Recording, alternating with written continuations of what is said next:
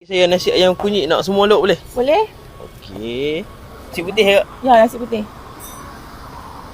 Kecap mau? Boleh. Kicap bagi extra sikit tak apa? Okey. Cukup? Cun. Semua lok ah. Ha betul. Ni apa ni? Ni ayam kunyit. Okey. Ni.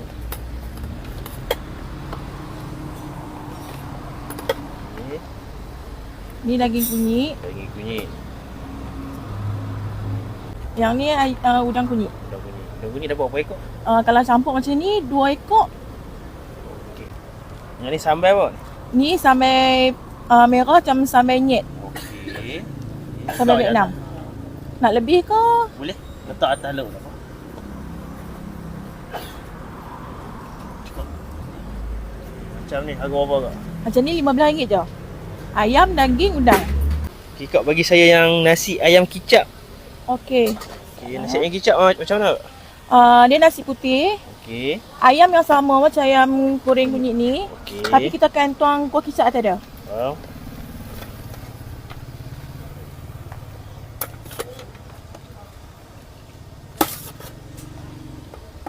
Okey, cun. Tu sambal. Ya. Lepas tu kicap lah. Kuah kicap. Kicap.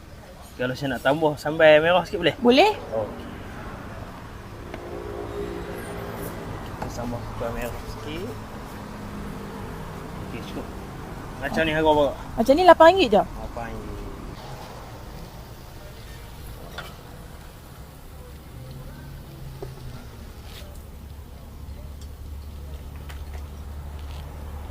Kak bagi saya nasi ayam cabai hijau. Boleh. Cabai hijau. Okey, ayam dah pakai ayam apa? Kita pakai ayam atas paha dengan paha. Okey. Kicap nak? Boleh?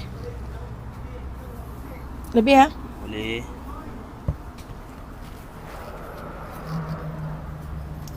Oh, ayam L ah. Ya, ayam L. Okey, lepas tu Kita bagi timun right. dengan cabai hijau. Cabai hijau. Tambah sikit. Okey, macam ni harga berapa kak? Macam ni RM10 je. RM10 saja.